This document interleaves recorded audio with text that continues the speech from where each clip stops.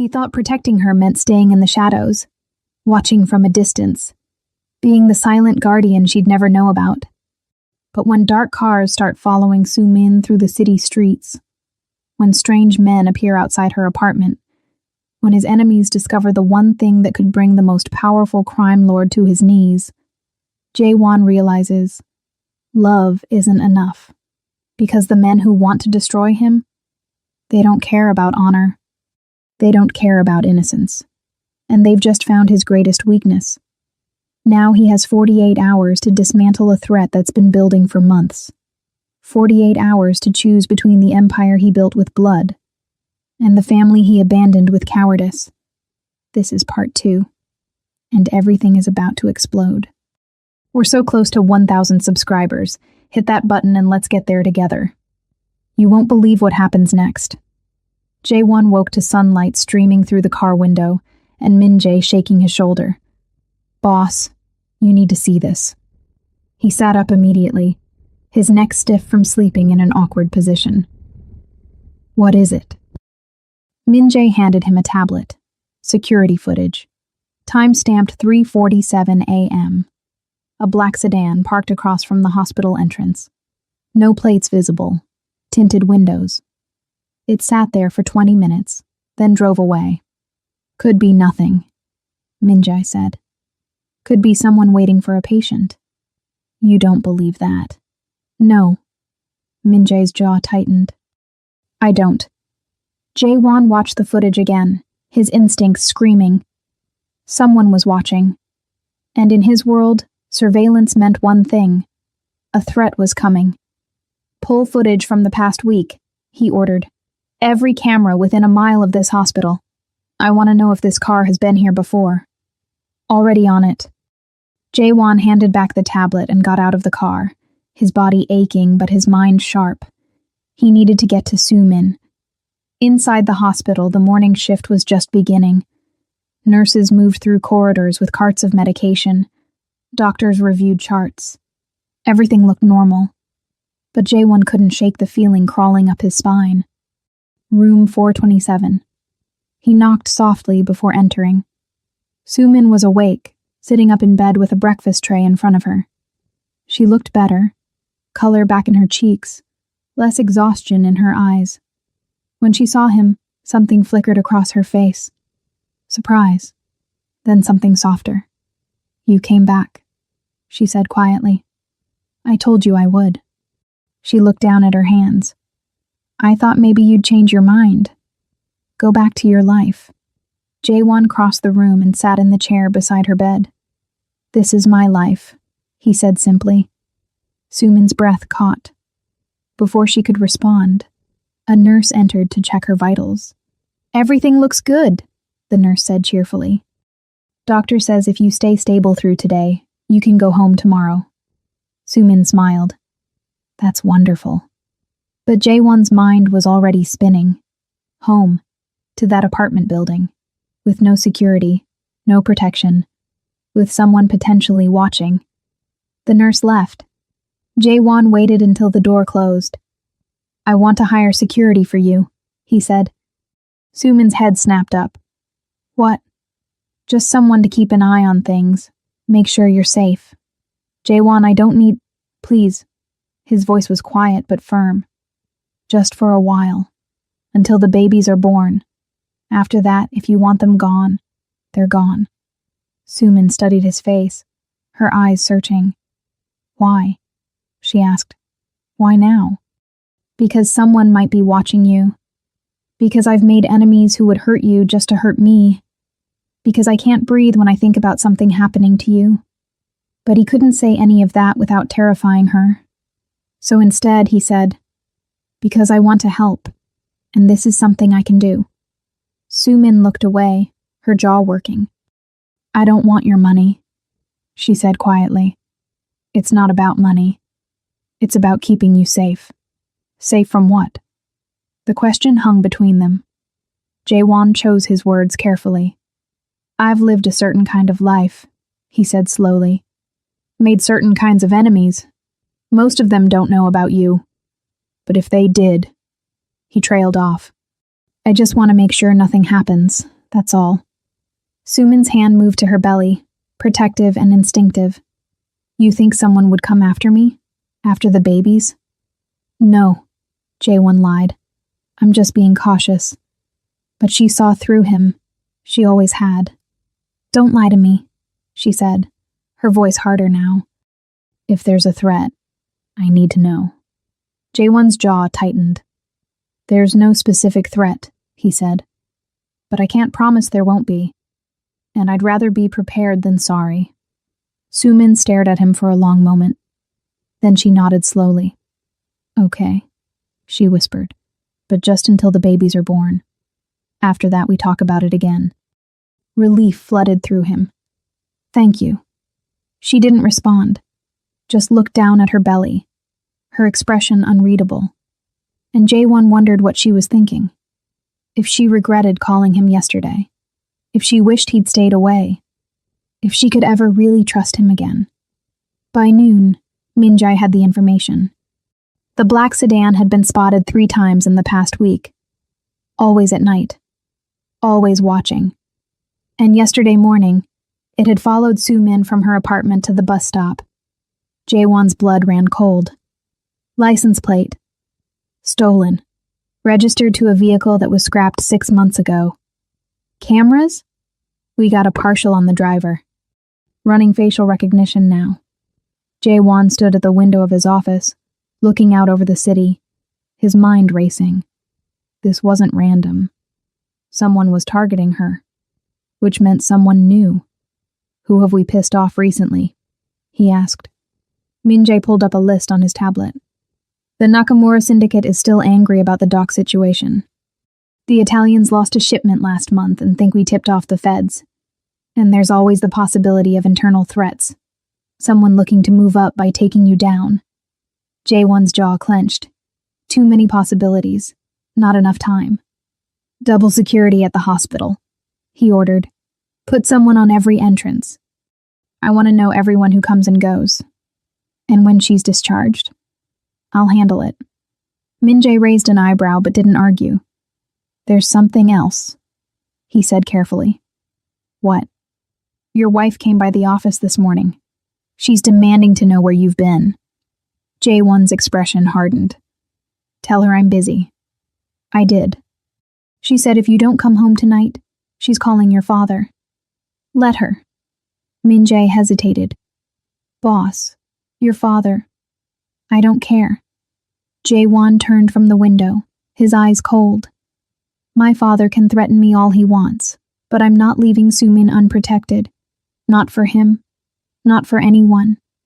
Min-jae nodded slowly. Understood. After he left, Jae-won stood alone in his office, staring at the photo on his phone.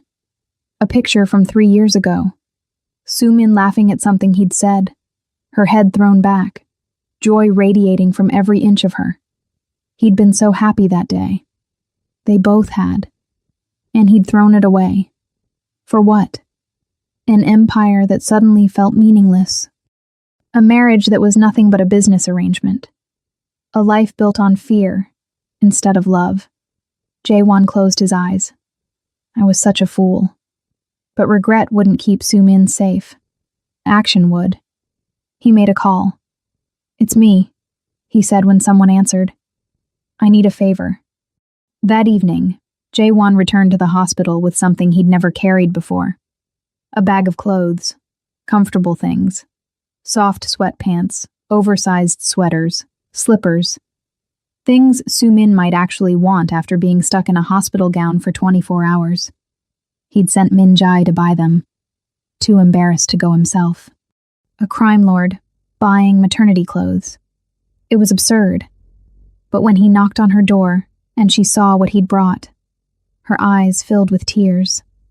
You didn't have to do this, she whispered. I wanted to. She took the bag, her fingers brushing his.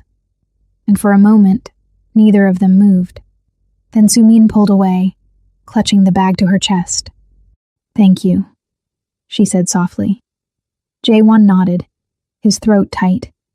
He sat in the chair while she changed in the bathroom, and when she emerged in the soft gray sweatpants and cream sweater, she looked more like herself than she had in days. "Better?" he asked. "Much." She sat on the edge of the bed, running her hands over the fabric. "These are really comfortable." "Good." They sat in silence for a moment. Then Sumin said, "The doctor came by earlier. He said I can go home tomorrow morning if everything stays stable." Jaewon's stomach tightened. "That's good news." "Is it?" She looked at him, her eyes searching. "You don't look happy." "I am," he lied. I want to make sure you have everything you need when you get home." Sumin's expression softened. "Jaewon, I'll be fine. I've been managing on my own for months. That's what I'm afraid of." But he couldn't say that. So instead he said, "I know, but let me help anyway." Before she could respond, his phone buzzed. A message from Minjae. Facial recognition came back. "You need to see this." Jaewon's jaw tightened. "I have to make a call," he said, standing. "I'll be right back." Sumin nodded, watching him leave with a confused expression. In the hallway, Jaewon called Minjae. "What did you find?" "The driver is Park Sung-ho. Low-level enforcer. Works for whoever pays him." "Who's paying him now?" A pause. "We don't know yet, but boss, he's been arrested twice for assault. Both times the charges were dropped. Someone with influence is protecting him." Jaewon's blood ran cold. "Send me everything you have, and find out who he's working for. I want a name by tomorrow." "On it." Jaewon hung up and stood in the hallway, his mind racing. Someone had hired a known enforcer to watch Sumin, which meant this wasn't just surveillance. It was a prelude to something worse. He pulled out his phone and made another call. "Jihoon, I need a team." "How many?" 3. Experienced, discreet. "I want them watching someone 24/7. "Who?" Jaewon hesitated, then said, "Someone important to me." Jihoon, an old friend who ran a private security firm, didn't ask questions. "When do you need them?" "Tomorrow morning." "Done." Jaewon hung up and leaned against the wall, exhaling slowly. He was doing everything he could. But it didn't feel like enough. Because in his world, threats didn't announce themselves. They struck fast. And by the time you saw them coming, it was already too late. When he returned to the room, Sumin was lying down, one hand on her belly. "Everything okay?" she asked. "Fine, just work." She studied him, her eyes narrowing slightly. "You're lying." Jaewon's chest tightened. "Sumin, don't." She sat up. "I can tell when you're lying. You get this look on your face, like you're trying to solve a problem you don't want me to know about." He sat down heavily in the chair. For a moment, he considered telling her everything. The surveillance, the enforcer, the threat that was circling closer. But she was 7 months pregnant, stressed and vulnerable. Telling her would only make things worse. So instead, he said, "I'm just worried about you, that's all." Sumin's expression softened. "I'll be okay," she said gently. "I promise." Jaewon nodded, but he didn't believe her. Because she didn't understand. In his world, promises meant nothing. Only power did. And right now, someone with power wanted to hurt him. By hurting her. That night, Jaewon didn't leave the hospital. He told the nurses he was staying. They tried to protest, but one look at his face and they backed off. He pulled the chair close to Sumin's bed and sat in the dark, watching her sleep. She looked peaceful, safe, but he knew it was an illusion. Around 2 a.m., his phone buzzed. A message from one of his men stationed outside. Black sedan just did another pass. Didn't stop. Just slowed down near the entrance. Jaewon's jaw clenched. He stood and walked to the window, looking down at the parking lot. Nothing. Just empty cars and streetlights. But somewhere out there, someone was watching. Waiting. And Jaewon knew, with absolute certainty that this was only the beginning. Morning came too fast. Sumin was cleared for discharge, and Jaewon watched as nurses brought her paperwork, discharge instructions, prescriptions. She signed everything with trembling hands, clearly exhausted, but trying to hide it. "Ready?" he asked gently. She nodded. But when she stood, she swayed slightly. Jaewon was there instantly, his hand on her elbow. "I'm fine," she said quickly. "Just a little dizzy." "Sit," he ordered, guiding her back to the bed. "Jaewon, I'm fine." "You're not fine. You just spent 2 days in the hospital. Sit." She sat, looking annoyed but also relieved. A nurse appeared with a wheelchair. "Hospital policy," she said cheerfully. "Everyone gets wheeled out." Sumin looked like she wanted to argue, but Jaewon gave her a look. "Don't fight it," he said. She sighed, but settled into the wheelchair. Jaewon grabbed her bag and followed as the nurse wheeled her toward the elevators. Outside, Min-jae was waiting with the car. But so were 3 other men, tall, alert, wearing dark suits and earpieces. Sumin's eyes widened. "Who are they?" she asked. "Your security," Jaewon said calmly. "I thought you said—" "I said someone to keep an eye on things. They're professionals. They'll stay out of your way." Sumin looked at the 3 men, then back at Jaewon. "This is too much. It's necessary." "For what?" "You still haven't told me." "Because I need to know you're safe." The words came out harder than he intended. Sumin flinched. Jaewon closed his eyes, forcing himself to calm down. "I'm sorry," he said quietly. Please, let them do their job. If nothing happens, great. But if something does..." His voice broke. "I can't lose you. I can't lose them."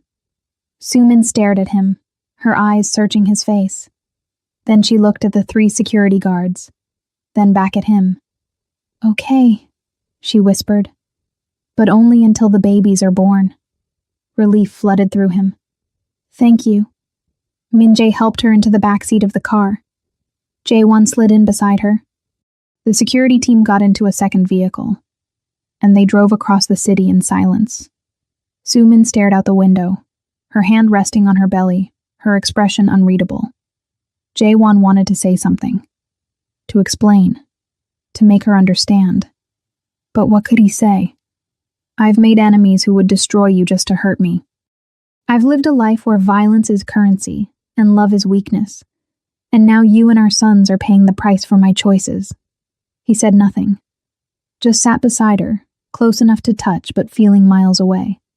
When they arrived at her apartment building, Sumin's eyes widened. What? What happened? The building looked completely different. New paint, new doors. Security cameras mounted at every entrance. A keypad entry system where there used to be a broken lock. "Building renovations," Jaewon said casually. Sumin turned to him, her eyes narrowing. "You did this." "The building needed work. You bought this building." He didn't deny it. Sumin's jaw tightened. "I told you I didn't want your money. This isn't about money. It's about safety. It's about control." The words hung between them. Jaewon's chest tightened. "You're right," he said quietly. "It is about control. Because I can't control what happened 8 months ago. I can't control the fact that I left you. I can't control the fact that I hurt you. But I can control this. I can make sure you're safe. I can make sure our sons are safe. So yes, I bought the building. And I renovated it. And I hired security. Because it's the only thing I can do." Sumin stared at him, her eyes glistening with unshed tears. "I don't know how to let you do this," she whispered. "Then don't think about it as letting me. Think about it as protecting our sons." She looked away, her hand moving to her belly. "They're not even born yet," she said softly. "And already you're building walls around them. I'm building walls around you. Why? Because you matter." The words burst out of him. Because you've always mattered, and I was too stupid to see it, too scared to admit it. And now, his voice broke. Now I'm terrified that I'm going to lose you before I ever get the chance to make it right. Sumin's breath caught. A tear slipped down her cheek. You can't just say things like that, she whispered. Why not? It's true. Because it hurts. Her voice cracked. It hurts to hear you say you care now when you didn't care enough to stay then. Jaewon felt like she'd driven a knife straight through his chest. I know, he said, his voice barely audible. And I'm sorry. I'm so sorry. They sat in silence, the weight of 8 months pressing down on them. Then Sumin wiped her eyes and opened the car door. I need to lie down, she said quietly. Jaewon helped her out of the car. The security team maintained a respectful distance as they walked into the building. Inside her apartment, which also looked different, cleaner, safer, Sumin turned to him. Thank you, she said, for everything. But I need to be alone right now.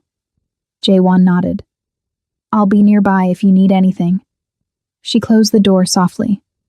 And Jaewon stood in the hallway, staring at the wood grain, feeling like he'd just lost something he couldn't name. Downstairs, Minjae was waiting. Boss, we got a hit on Park Sung-ho. Jaewon's attention snapped to him. Where? He's been staying at a motel on the south side. Low-rent place. Cash only. Anyone with him? Not that we can tell. Jaewon's jaw tightened. I want to talk to him. Minjae's eyes widened. Are you sure that's... I want to know who hired him, and I want to know tonight. What about Sumin? The team will watch her. You're coming with me. Minjae nodded. Understood. As they drove across the city toward the south side, Jaewon stared out the window, his mind spinning. Someone had targeted Sumin. Someone knew she mattered to him. And someone was going to pay. The motel was exactly what Jaewon expected. Peeling paint, flickering neon sign, parking lot full of rust bucket cars. Minjae had already confirmed the room number. 2nd floor. They walked up the exterior stairs, Minjae's hand resting casually on the gun concealed beneath his jacket. Jaewon didn't knock. He just kicked the door open. Inside, a man sat on the bed, cigarette in hand, watching TV. Park Sung-ho. He looked up, startled, then saw Jaewon, and went pale. Oh shit! Jaewon crossed the room in 3 strides and grabbed him by the throat, slamming him against the wall. Who hired you? He growled. Park gasped, clawing at Jaewon's hand. I don't know what you're... Jaewon tightened his grip. You've been following a pregnant woman for the past week. I want to know who paid you to do it. Park's eyes bulged. I swear I don't know his name. Then tell me what you do know. Park gasped for air. Jaewon loosened his grip slightly. Just enough for the man to talk. He contacted me through an intermediary, Park wheezed. Never gave a name. Just said to watch the woman. Report where she goes, who she sees. What else? Nothing. I swear. Just surveillance. No contact. No threats. Jaewon's eyes narrowed. You're lying. I'm not... Jaewon slammed him against the wall again. What else? Park's face twisted with fear. He said if she went anywhere alone, if she was ever vulnerable, to call him. Jaewon's blood ran cold. And did you? No. She's never alone. She's always got people around her, and now she's got those guards. Jaewon released him. Park collapsed to the floor, gasping. Who's the intermediary? Minjae asked from the doorway. Park looked up, his eyes wild. I can't. If I tell you, they'll kill me. Jaewon crouched down, his voice deadly calm. If you don't tell me, I'll kill you myself. Park stared at him and saw the truth in his eyes. Lee Jin-woo, he gasped, runs a gambling den on the west side. He's the one who contacted me. Jae-won stood. If you go near her again, he said quietly, I will find you. And there won't be enough left of you to identify. Understand? Park nodded frantically. Jae-won turned and walked out. Min-jae followed, closing the door behind them. Lee Jin-woo, Min-jae said. I know who it is. Lee Jin-woo. A mid-level operator who worked for multiple bosses. A man with no loyalty. Only profit. Which meant someone had paid him to set up surveillance on Soo-min. Someone with resources. Someone with reach. And Jae-won was going to find out who, even if he had to burn the entire city to do it. Lee Jin-woo's gambling den was hidden behind a legitimate noodle shop on the west side. To get in, you had to know the right door, the right password, the right people. Jae-won knew all three. He'd been here before, years ago, back when he was still building his reputation. Back when Lee Jin-woo was just another small-time operator trying to survive in a city full of sharks. Now, apparently, Jin-woo had gotten bold enough to take money to spy on Jae-won's family. That was a mistake. Min-jae drove them to the location just after midnight. The streets were quiet, the noodle shop dark except for a single light in the back. You want backup? Min-jae asked. No, just you. They got out of the car and walked to the side entrance. Jae-won knocked. 3 quick raps, pause, 2 more. The door opened a crack. A young guard peered out, his eyes widening when he recognized Jae-won. Sir, we weren't expecting... I'm not here for a game, Jae-won said coldly. I'm here for Jin-woo. The guard hesitated, then stepped aside. Inside, the gambling den was busy despite the late hour. Tables crowded with men playing cards, dice, placing bets on everything from sports to street races. Cigarette smoke hung thick in the air. Money changed hands in stacks of bills. All of it stopped when Jae-won walked in. Conversations died. Cards froze mid-deal. Every eye in the room turned to him, because they knew who he was, and they knew what it meant when he showed up unannounced. At the back of the room, sitting at a private table with a glass of expensive whiskey, Lee Jin-woo looked up. His face went white. Jae-won crossed the room slowly, deliberately, letting the silence stretch. Jin-woo stood, forcing a smile. Jae-won, what an unexpected pleasure. Please sit, have a drink. Who paid you to watch her? The smile vanished. Jin-woo's eyes darted to the exits, calculating. But Min-jae had already positioned himself between Jin-woo and the door. I don't know what you're... Jae-won grabbed him by the collar and slammed him down onto the table. Glasses shattered. Whiskey spilled.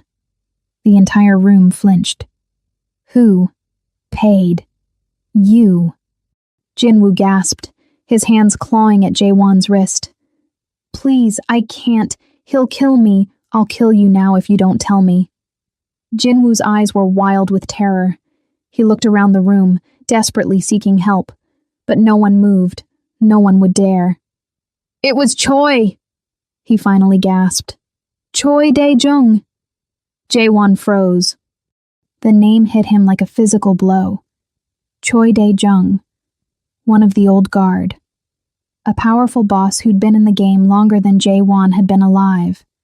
A man who controlled half the waterfront and had connections that reached into government, police, even international syndicates. And a man who'd hated Jae-won ever since Jae-won had refused to bow to him 3 years ago. Why? Jae-won demanded, his voice deadly quiet. I don't know. I swear. He just said to watch the woman, report her movements, and wait for further instructions. What instructions? He didn't say. He just paid me to set up surveillance and promised more money if something happened. Jae-won's blood ran cold. If what happened? Jin-woo was trembling now, sweat pouring down his face. If she was ever alone, vulnerable, he said. He said he wanted to know the right moment. The right moment. To strike, to hurt her, to use her as leverage. Jae-won released Jin-woo and stepped back, his entire body vibrating with rage. Choi Dae-jung wanted to hurt Soo-min to get to him, which meant this wasn't just about business. This was personal.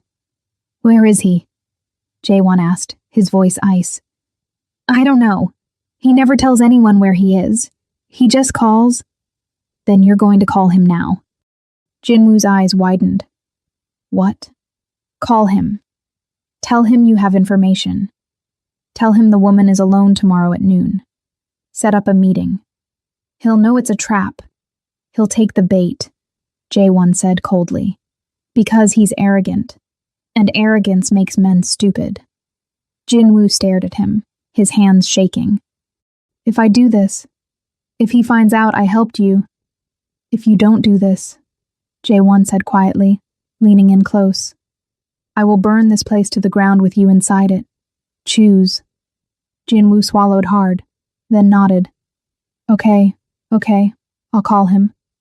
Jae-won stepped back. "Min-jae, make sure he doesn't try anything clever."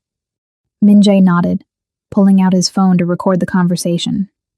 Jin-woo pulled out a burner phone with trembling hands and dialed. It rang 3 times. Then a voice answered. Deep, gravelly, familiar. This better be important. "It's Jin-woo. I have news about the woman." A pause. "I'm listening." "She's being discharged from the hospital tomorrow. The security team will be changing shifts at noon. There's a 15-minute window where she'll be alone in her apartment." Another pause.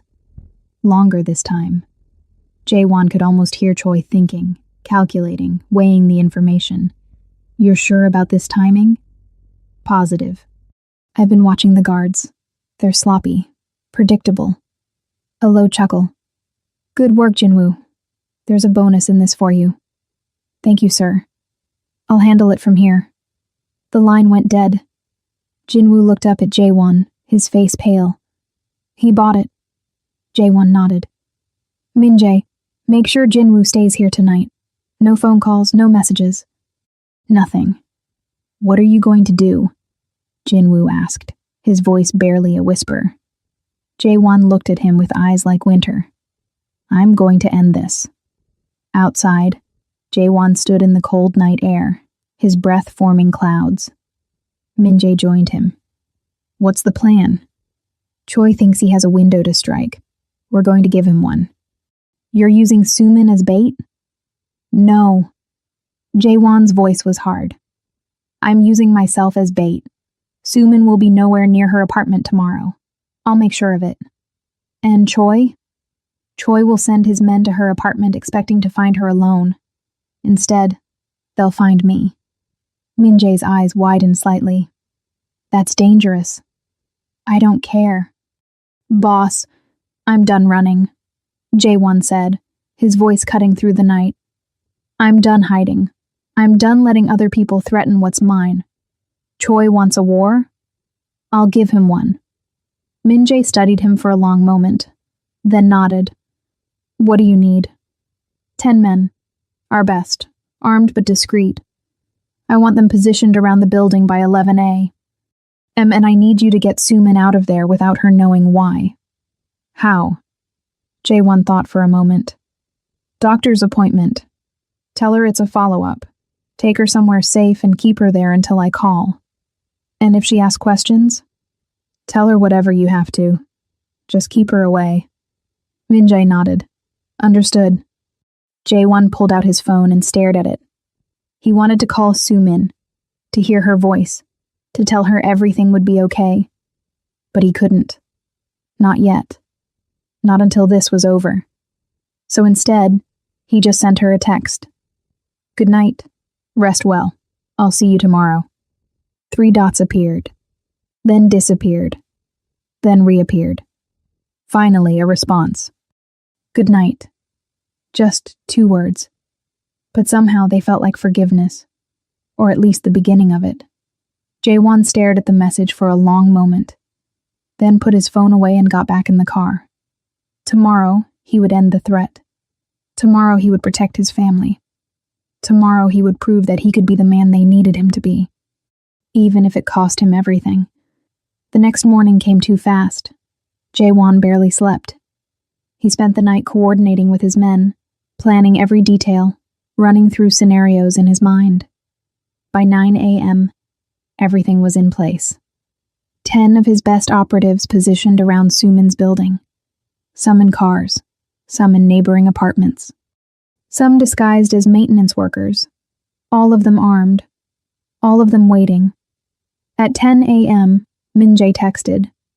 She's asking why she needs another appointment. She's suspicious.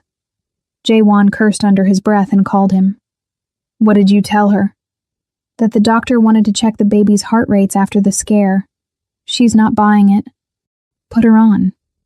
A pause. Then Sumin's voice, sharp and worried. Jae-won, what's going on? His chest tightened at the sound of her voice. Nothing's going on. The doctor just wants to be cautious. The doctor didn't call me. Min-jae did. Damn, she was too smart.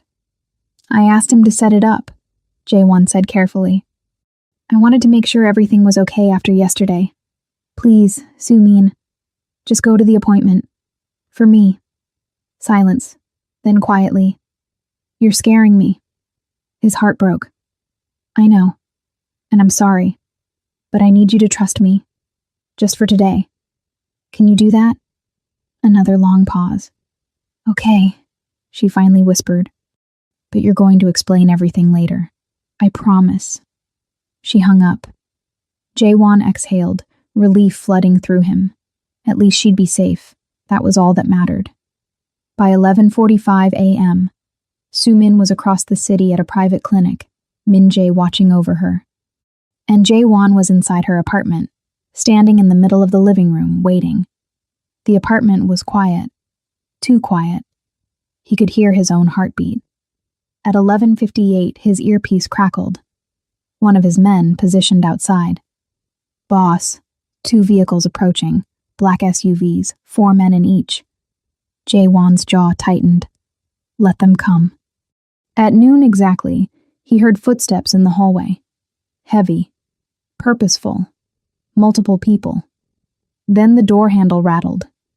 Someone picking the lock. Jae-won stood perfectly still, his hand resting casually on the gun tucked into his waistband. The door opened. 4 men entered, all wearing dark clothes, all armed. They froze when they saw him. Surprise, Jae-won said coldly. The lead man, a thick-necked enforcer with a scar across his jaw, recovered first. Where is she? Not here. Which I think you figured out. Scarface's expression hardened. Choi's not going to be happy about this. Good. Tell him to come talk to me himself instead of sending lackeys. The man's hand moved toward his weapon, but before he could draw, red laser dots appeared on his chest, then on each of his companions. Sniper sights, from the windows, from the rooftops, everywhere. I wouldn't, Jae-won said calmly. You're outnumbered and outgunned. So here's what's going to happen. You're going to put your weapons on the floor. Then you're going to walk out of here. And you're going to tell Choi that if he ever comes near her again, I will dismantle everything he's built, piece by piece. Scarface glared at him. But slowly, carefully, he set his gun on the floor. The others followed. Smart choice, Jae-won said. They turned to leave, but Jae-won's voice stopped them. And tell Choi one more thing. Scarface turned back. I'm done playing his games. If he wants a war, he can have one. But it won't be fought by hurting innocent people. It'll be fought between him and me, directly. The man's eyes narrowed. Then he nodded once and walked out. His companions followed. Jae-won waited until he heard the SUVs drive away. Then he exhaled, his entire body sagging with relief. It was over. For now. His phone rang. An unknown number. He answered. Bold move, Jae-won. Choi Dae-jung's voice, smooth, amused. You expected me to just let you threaten her? I expected you to be smart enough to know when you're outmatched. I'm not outmatched. I'm just done playing games. A low chuckle. You think having a few snipers makes you untouchable. No, but having nothing left to lose does. Silence. Then Choi's voice, colder now. You're willing to risk everything for her? For some woman you abandoned? She's not some woman. She's the mother of my children. And if you touch her, if you so much as look at her wrong, I will burn your empire to ash. Big words from a man whose father built everything he has. My father's dead, J1 said flatly, and I've built my own empire. One that doesn't rely on fear and intimidation. One that protects what matters. Another pause. You've changed. Yes, I have. Love makes you weak. No, J1 said quietly. Love makes me dangerous, because now I have something worth fighting for. A long silence. Then Choi laughed. A genuine sound. You know what? I believe you. And honestly, I respect it. Jaewon blinked, surprised. So this is over? This is over, Choi confirmed. I wanted to see if you still had spine. Turns out you do. More than I expected, actually. So all of this, the surveillance, the threats, was a test, and you passed. Congratulations. Jaewon's hand tightened on the phone, fury building. You terrorized her for a test? I never terrorized her. I just watched. If she'd been in actual danger, you would have known. That's supposed to make me feel better? No, it's supposed to make you stronger, which it did. Choi's voice shifted, becoming almost friendly. You're not your father's son anymore, Jaewon. You're your own man. That's worth respecting. The line went dead. Jaewon stood there, staring at his phone, processing. It had been a test, a cruel, manipulative test. But it was over. Sumin was safe. His sons were safe. And for the first time in weeks, he could breathe. Jaewon called Min Jae. It's over. Bring her home. You're sure? I'm sure. An hour later, Sumin walked into her apartment, Min Jae trailing behind her. Her eyes went straight to Jaewon. Start talking, she said, her voice hard. And he did. He told her everything. The surveillance, the enforcer, Choi Dae-jung, the confrontation. All of it. By the time he finished, Sumin was sitting on the couch, her hands pressed to her face, tears streaming between her fingers. You used yourself as bait, she whispered. You could have been killed. But I wasn't. That's not the point. Her voice broke. You could have died, and I would have... Our sons would have... She couldn't finish. Jaewon crossed the room and knelt in front of her. I'm sorry, he said quietly. I didn't know how else to protect you. By risking your life. Yes. She looked at him, her eyes red and swollen. That's not protection, Jaewon. That's suicide. Maybe, but it worked. Sumin shook her head, fresh tears falling. I can't do this, she whispered. I can't spend my life wondering if you're going to come home. If our sons are going to grow up without a father, because you took a risk you didn't have to take. Jaewon's chest tightened. Then I'll change. She looked up, surprised. What? I'll leave the organization. Walk away from all of it. I'll find something else, something legal, something safe. Whatever you need. Jaewon, I mean it. His voice was fierce now. I don't care about the empire. I don't care about power. I only care about you. About them. Tell me what you need, and I'll do it. Sumin stared at him, her breath hitching. You'd really walk away? For you? I'd walk away from everything. Tears spilled down her cheeks. You can't just say things like that. Why not? It's true. Because... Her voice broke. Because I'm starting to believe you. Jaewon's heart stopped, then restarted, pounding so hard he thought it might break through his ribs. Is that a bad thing? Sumin looked at him for a long moment. Then, so quietly, he almost didn't hear it. No, it's terrifying, but it's not bad. Hope bloomed in his chest, fragile, tentative, but real. Can I? He hesitated. Can I touch you? Sumin's breath caught, then she nodded. Slowly, carefully, Jaewon reached out and placed his hand on her belly. The moment his palm made contact, he felt it. A flutter, then a kick, strong and definite. His sons, moving, alive. Jaewon's vision blurred. They're really in there, he whispered. Yeah, Sumin said, her voice thick with emotion. They are. Another kick, stronger this time. Jaewon laughed, a broken, joyful sound. They're strong. Like their father. He looked up at her, his eyes wet. I'm not strong. I'm terrified. Good, Sumin said, a small smile tugging at her lips. That means you're paying attention. He laughed again, the sound lighter this time. And for a moment, they just sat there, his hand on her belly, her hand covering his. Their sons moving between them. I don't know how to do this, Sumin finally said. I don't know how to forgive you, how to trust you again. I know, but I want to try. Jaewon's heart soared. Yeah? Yeah. She wiped her eyes. For them, and maybe for us too. He brought her hand to his lips and kissed it gently.